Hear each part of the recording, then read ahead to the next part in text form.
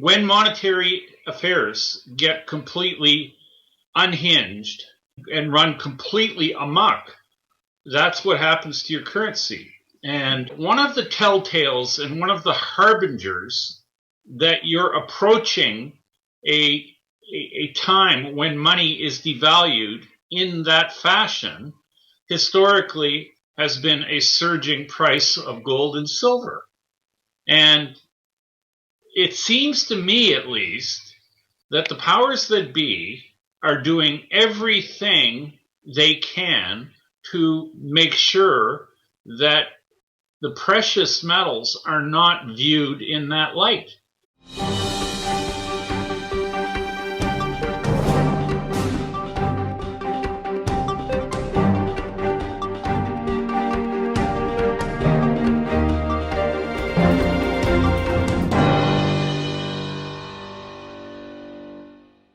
This is Dunnigan Kaiser, founder of Liberty and Finance. I'm now a licensed gold and silver dealer with Miles Franklin. Call me directly for the physical gold and silver that you need at the best price with personalized, private service from one of the oldest and best respected companies in the business. 30 years strong, A+ rated by the Better Business Bureau, 0 complaints, licensed and bonded, insured delivery or vault storage or IRAs, excellent prices, privacy and confidentiality, pay by check, money order, ACH or wire, satisfaction guaranteed. Call me directly at 419-819-9209 or my associate at 310-562-6400 or email us at kaiser@milesfranklin.com. Welcome back to Liberty and Finance and Reluctant Preppers. We have a returning guest that our viewers are always very excited to see come on. This is Rob Kirby. He's a proprietary analyst and founder of Kirby Analytics. He joins us this Thursday, March 4th, 2021. Rob, thanks for joining us again. Pleasure to be with you again, Dunnigan. We were just comparing notes before we got started on how it seems everything that we can think of is upside down, backwards, makes no sense, fictitious, untrustworthy. You know, we interviewed the founder of survivalblog.net, James Rawls, and the title of that interview was, "We are living in the age of deception and betrayal. Plan accordingly, invest accordingly, relocate accordingly."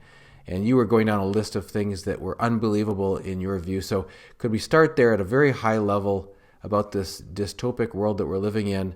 You could start just about anywhere because it's all going to lead to that same point. The whole election process is unbelievable, and I guess technically I do owe you 100 trillion Zimbabwean dollars too. Hey, that's true. Yeah, that's right. So I'll have to get your postal address and maybe hire an armored car to deliver 100 trillion worthless Zimbabwe dollars. Yeah, I actually have a rusty old wheelbarrow that we use for hauling firewood. You might need that to carry 100 million trillion. Well, actually, no, you really don't, because it's actually pretty compact. It's just a very small note. It just has a big number on it, 100 trillion Zimbabwean dollars. Anyway, just unbelievable. But you know what? The way the Fed is and the U.S. Treasury are producing money, there's hope. There's hope that we'll see large denomination U.S. dollars at some point. So, and for people who think that these things only occur in countries like Zimbabwe, here's a 50 billion note. That's from the 90s in Yugoslavia, and this one here is only a $10 million note, but that's Yugoslavia as well, and it's even got a date on it, 1994. So these things actually do occur in countries, you know, where normal people live. Like, you know, when monetary affairs get completely unhinged and run completely amok, that's what happens to your currency. And one of the telltales and one of the harbingers that you're approaching a time when money is devalued in that fashion historically has been a surging price of gold and silver. And it seems to me, at least, that the powers that be are doing everything they can to make sure that the precious metals are not viewed in that light. Even though, as you know, probably as well or better than me, it's very, very difficult to procure physical metal right now. It's hard for refiners to find feedstock to produce the slugs that the mint stamps out to make eagles or maples. It's hard to find 1,000-ounce silver bars right now. And I'll just say this: the guys that I talked to have told me that the availability of 1,000-ounce silver bars has never been in question until the past year, and now we're seeing it's regular to not be able to procure or access 1,000-ounce silver bars. So this demand for metal, it's only intensifying to Dunnigan when we see stunts like today with silver down $1, gold down $20. It's almost like the powers that be. I look at what's the price action in the metals versus the price action in the cryptos. It seems to me that the powers that be want us to have a crypto future because they've allowed the cryptos to run. I mean, if we go back not even that far, go back to September. Beginning of September, we had $1,900 gold and we had $9,000 Bitcoin. Look at the difference in the two today. We've got gold trading with what, a 1,700 handle now? And we've got Bitcoin at $48,000? I mean, who would have figured? Really, who would have figured? And, it sure looks like the cryptos are going higher. To me, at least, it looks that way. Gold and silver should be going up. But people need to understand that there is an unlimited, infinite supply of gold and silver futures contracts. And we have things called commodities law, which if we had regulators that did their jobs, the naked shorting of metals futures would be prohibited by regulators if they were doing their job. But regulators are not regulating, and we have interests, the big interests in the futures exchanges, the JP Morgans, the Citibanks, and another one that nobody ever seems to talk about, namely because Morgan Stanley happens to trade in the name of their bank holding company. And all of their trading is done in the name of bank holding, as opposed to JP Morgan, for instance, who trades in the name of the commercial bank. And when the CFTC, Commodities Futures Trading Commission, when they publish their quarterly derivatives report, every 3 months in arrears, a quarter in arrears, they only give a glimpse of metals derivatives activity in the name of commercial banks, because the CFTC has purview over commercial banks. Bank holding companies are under the purview of the Fed, and the Fed does not supply data on metals for bank holding companies. So we have an entity called Morgan Stanley, who is a massive player in metals, but most people who look at the quarterly derivatives report and look at the metals component for commercial banks, they wouldn't know that because it's not expressed in the data You see, the quarterly derivatives report has about 33 pages or thereabouts with full of tables and charts. Every table and every chart, except for one, is detailing activity on commercial banks.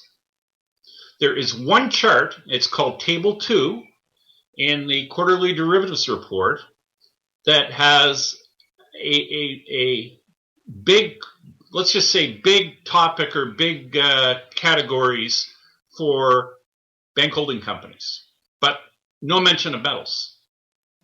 So Morgan Stanley does show up in that one table as having over 40 trillion in derivatives, but you would never know by looking at table 1, which is for commercial banks, because they don't register there, because they don't trade in the name of the commercial bank. They have a commercial bank entity. They don't trade in that name. Goldman Sachs, I believe, has about 2 trillion. If you look at the total amount of derivatives Goldman Sachs has, if you look at table 1 under commercial bank, which Goldman Sachs is, you will notice that the amount of derivatives that Goldman Sachs holds in the commercial bank is actually smaller than the amount. See, the bank holding company aggregates all the commercial bank data, but then there's extra for the bank holding company. So you get a bigger number on the bank holding company than you do on the commercial bank.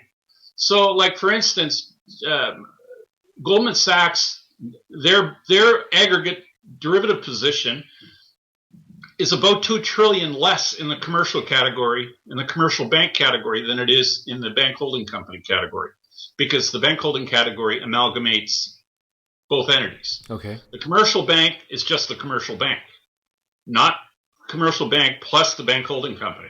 And you notice that also with Bank of America, because when Bank of America took out Merrill Lynch was set up completely as a bank holding company.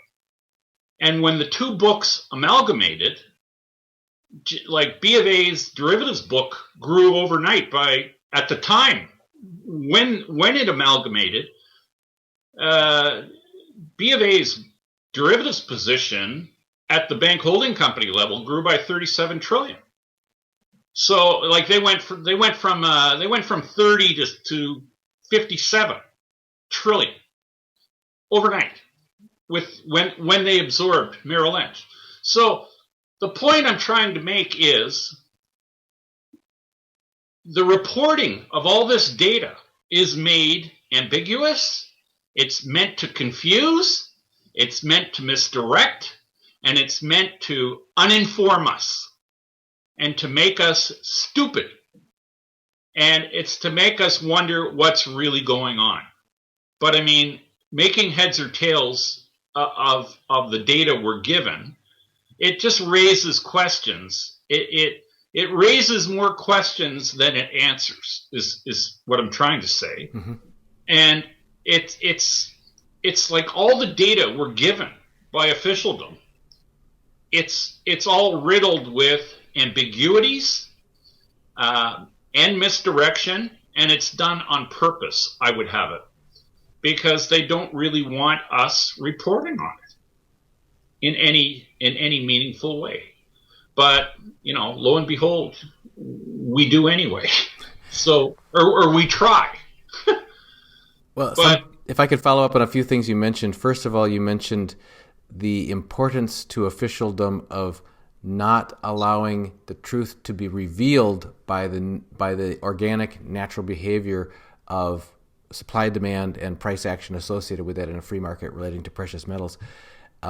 When we interviewed John Williams from shadowstats.com, he showed us this long-term chart, and time after time before we got an officially acknowledged run-up in monetary inflation, he said, you'll see here that gold always indicates, it always signals, it always precedes, run-up in gold precedes the acknowledgement by officialdom of a monetary inflational period.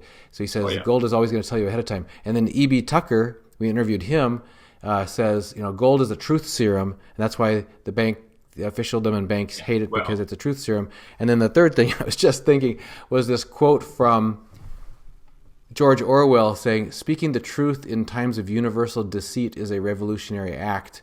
Yes. And talking about if gold is the truth teller, the gold is the truth serum, gold is our signal, and it's not being allowed to tell the truth. It's like, well, doesn't that sound familiar in this age of fake news and everything else? And now you're talking about obfuscation of official fake news sources. And fake elections. Why not? Why not have fake indicators?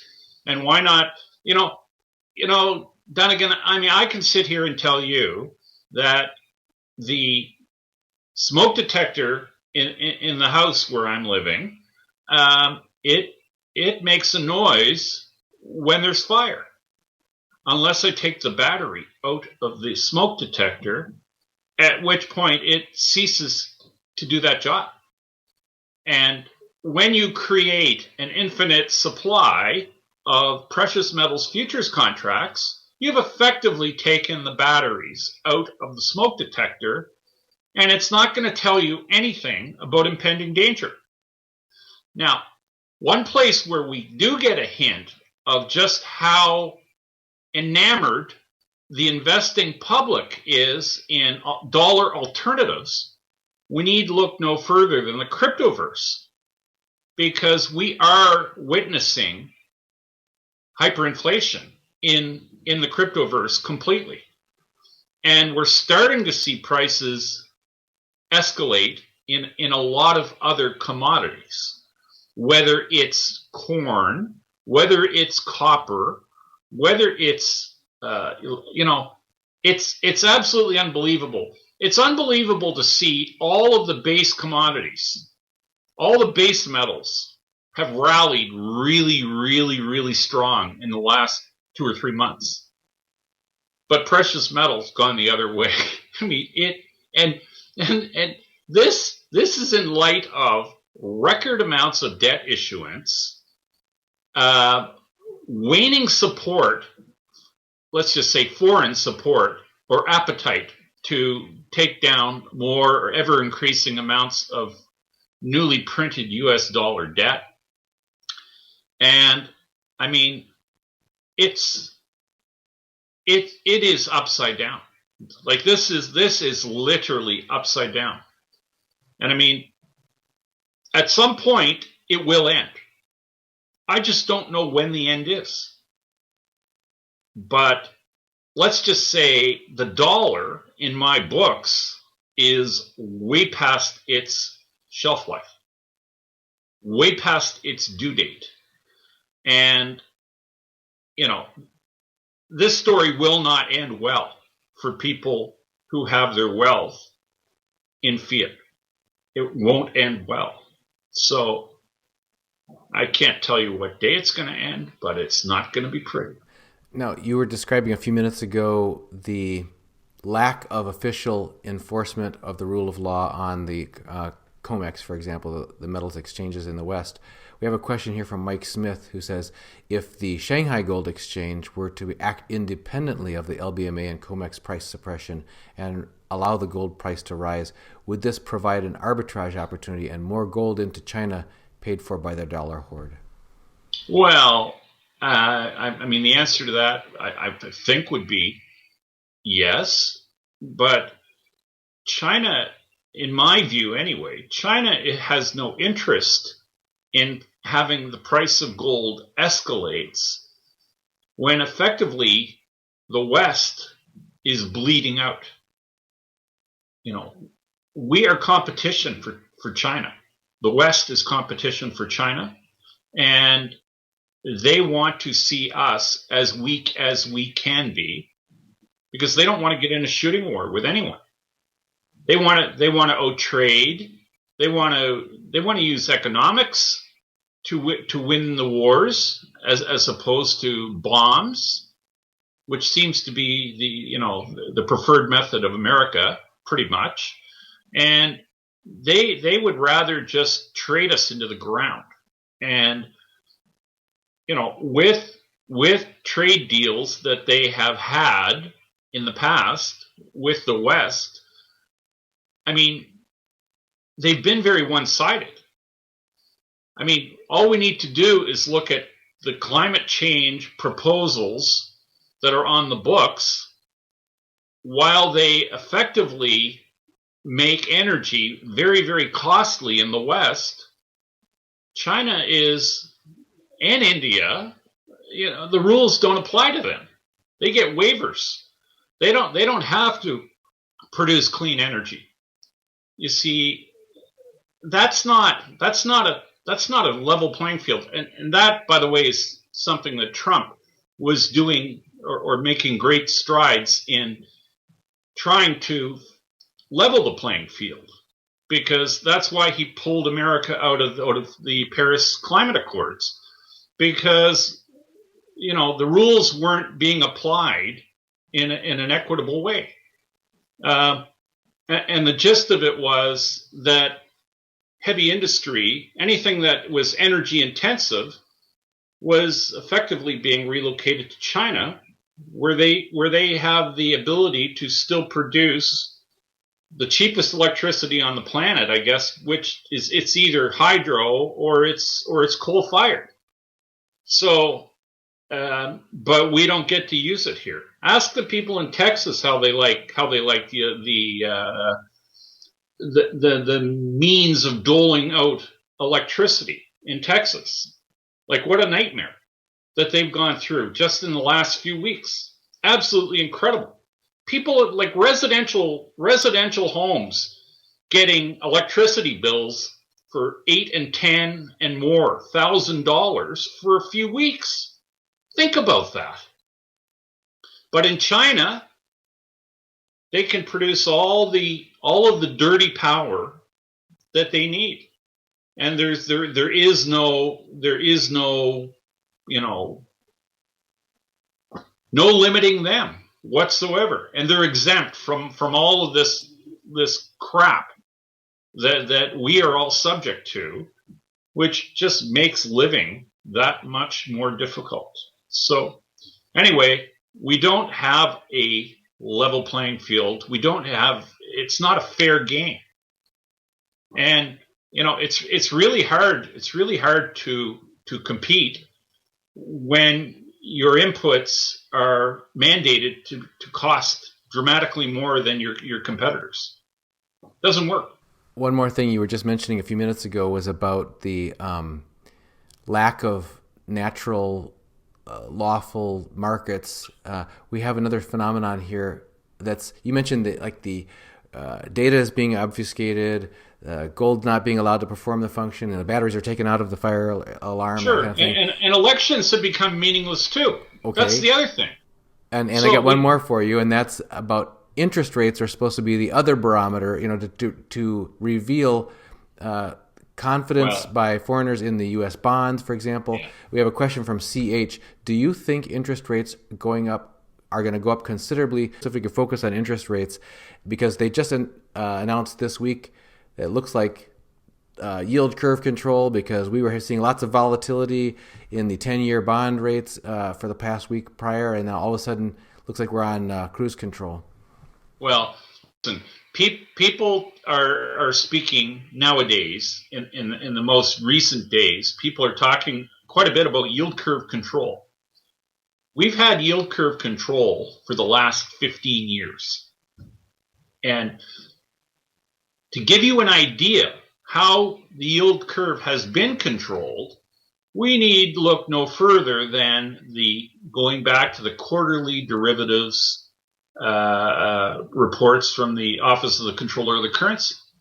And if you follow them the way I do on a quarterly basis, you'll know that the outstanding aggregate derivatives positions held by the top 5 U.S. bank holding companies escalated from Q3 of 2019 to Q1 of 2020, a 3-month period.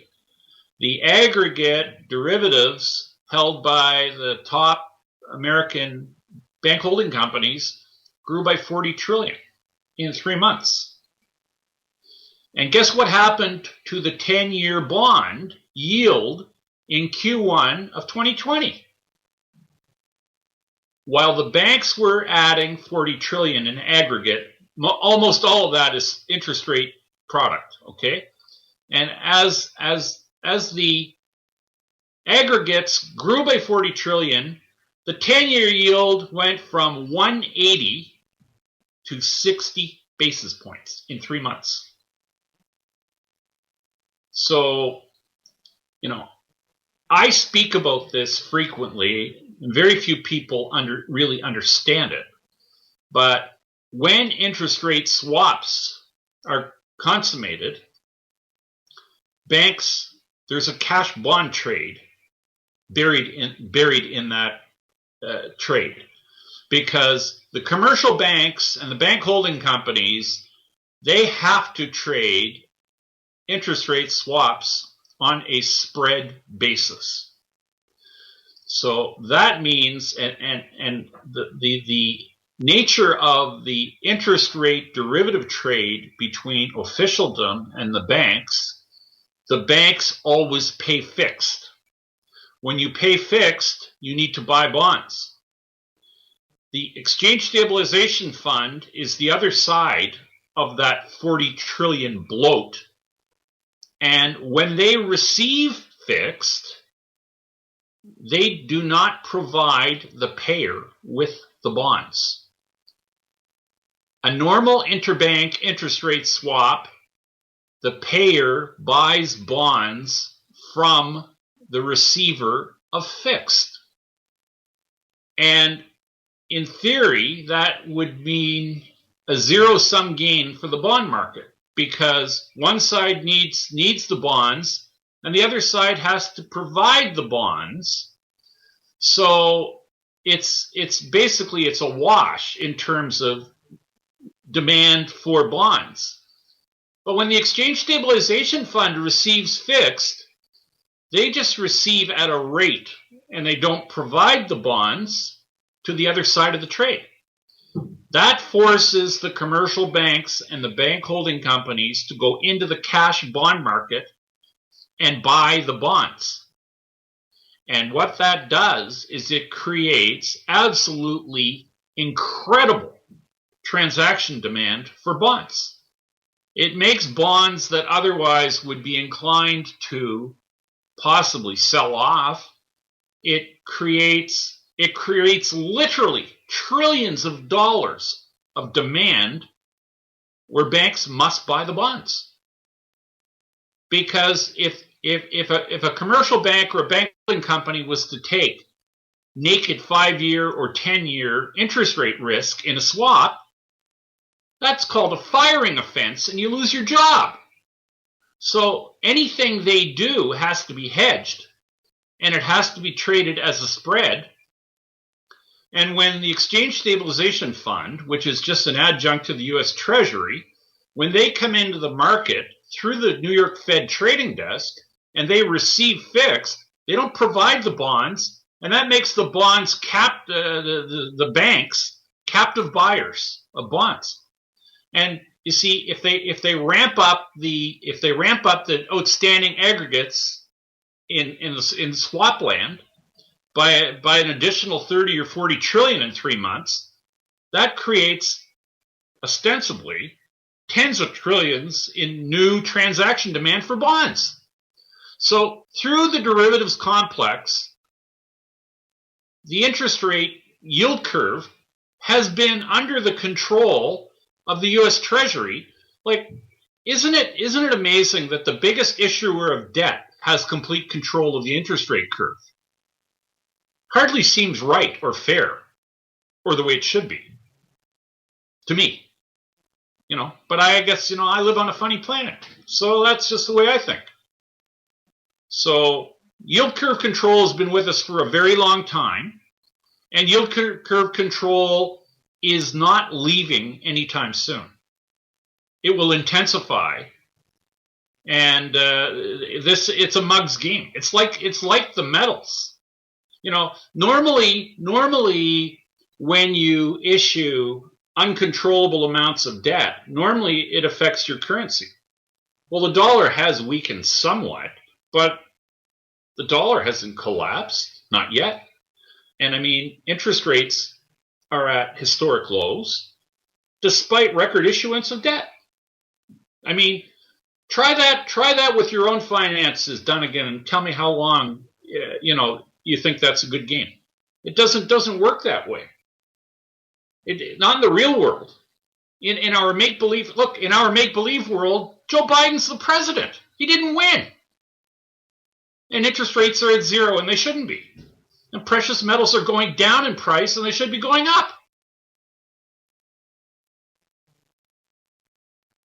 Think about it. So how does the consequences, usually if you try to, what's the old adage, you can't fool Mother Nature.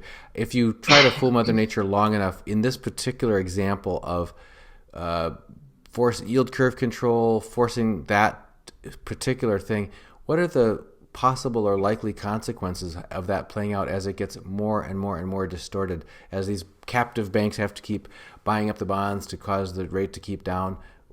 What's the consequence of that? Well, you're witnessing it in the cryptoverse. It's hyperinflation, and it will become more noticeable and more widespread as we move along. But come on, we have cryptocurrencies that have gone up in a period of 3 or 4 weeks. Some of them have gone up 500% and 600% in that short a period of time. Well, that just tells you that they're printing too much money. And you see, what we do know, because if you look at fiat currencies with compound interest, and I implore people to go and watch the crash course on YouTube produced by Chris Martenson, because it explains the effect of compounding on money and what must occur in terms of how much fiat money there is. It has to grow at an ever increasing rate. So, and it's not linear. It's geometric.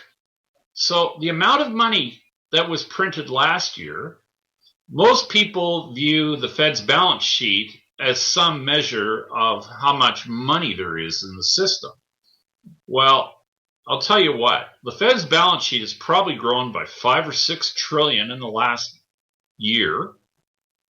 The amount of money that's actually been created, in my view, is probably 10 times that. And that's a big number, because that puts you at 50 trillion in money creation. And people will say to me, well, Rob, where's that money? Where's all that money? If you say it's been created, where is it? It's in the Exchange Stabilization Fund. It's buoying our equity markets. It is being used to buy unwanted debt held by foreigners, and it's being memory hold.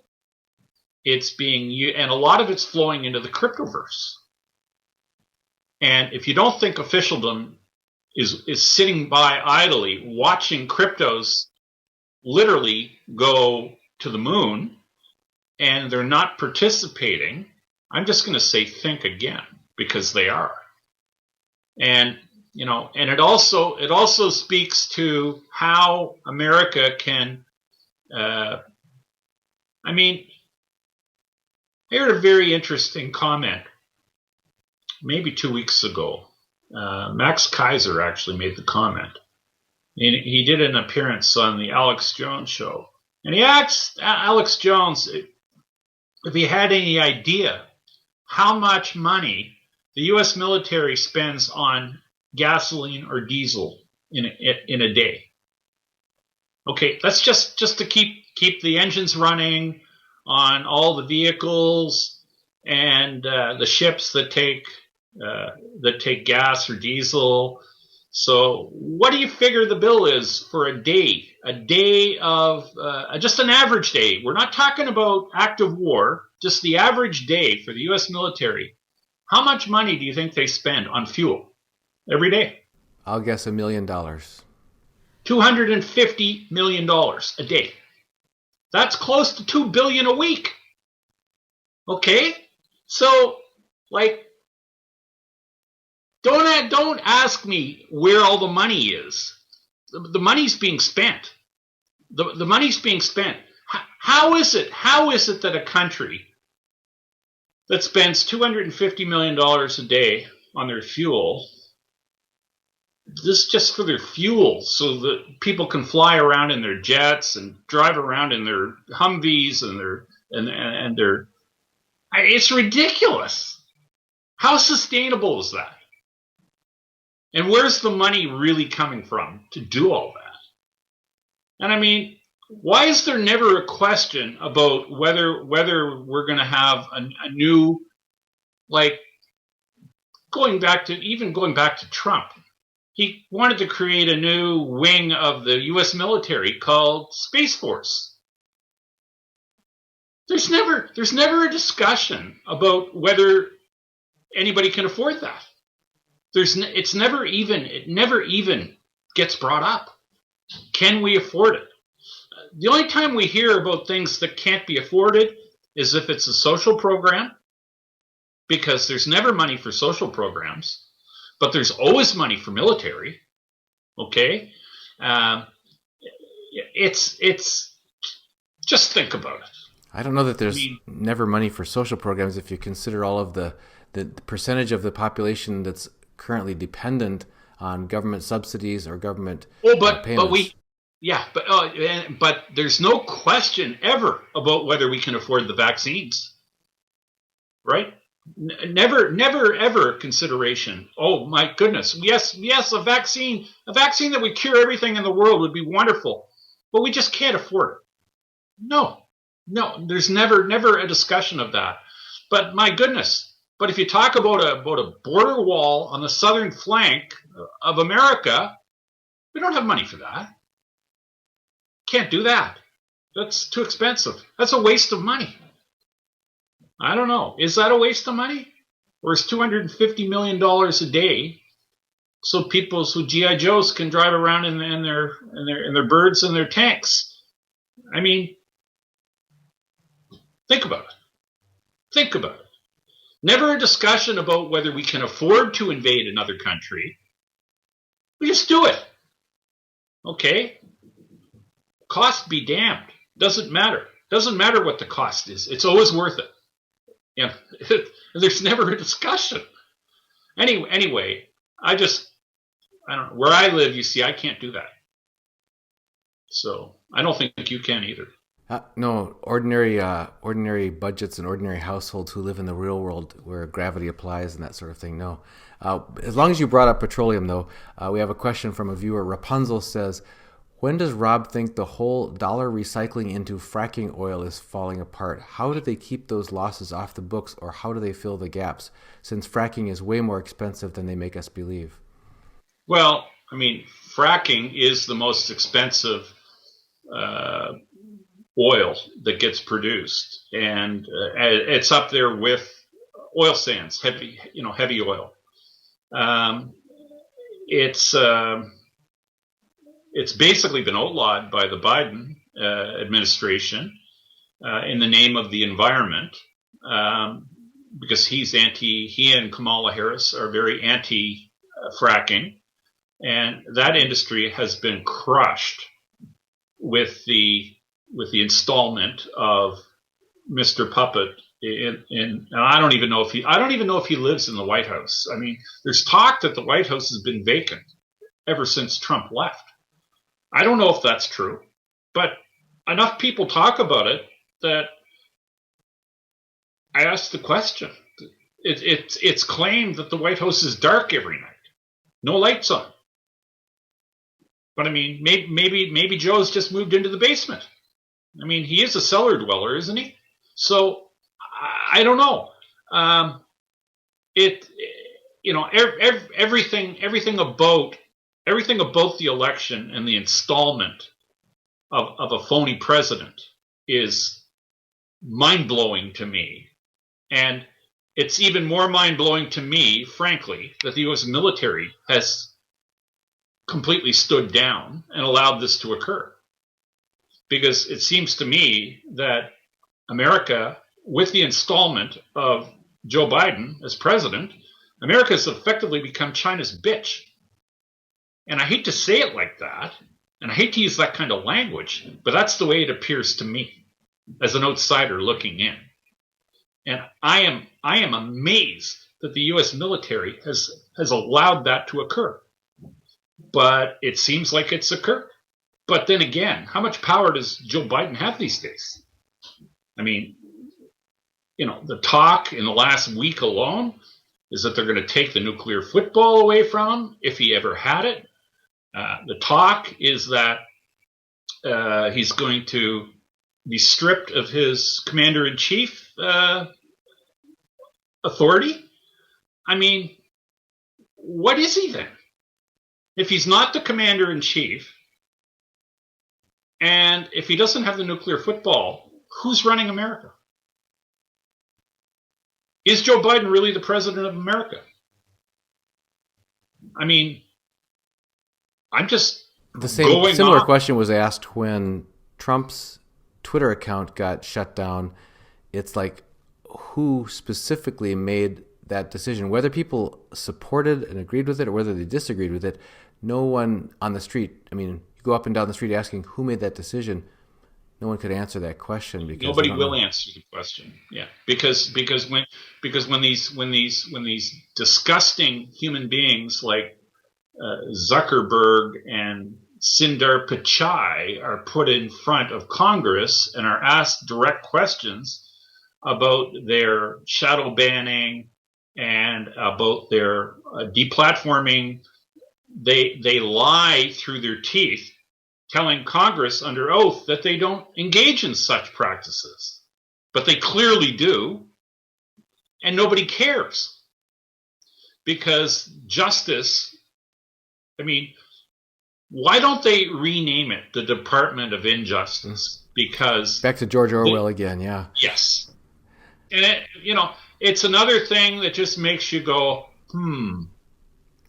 This would be another good time to mention that, folks, just in case you lose track of us here on YouTube, you will find us on Brighteon and on Rumble. And in order to know where we are and what our latest guest interviews are and all the links that they provide, including Rob and anyone else, make sure you go to libertyandfinance.com. Over in the left-hand margin, put your name and email address. We'll get you on our free newsletter. Comes out 3 times a week with all of our interviews on there, so you won't miss a heartbeat. And Rob, if people want to follow your work, what's the best way that they can stay plugged in?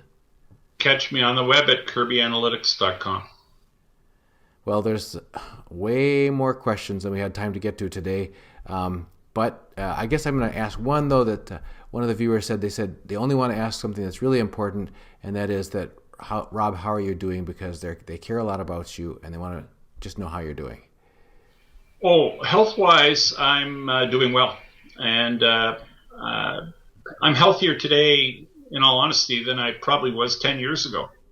And I'm feeling good, and I've lost a lot of weight, and just trying to live a clean life best I can.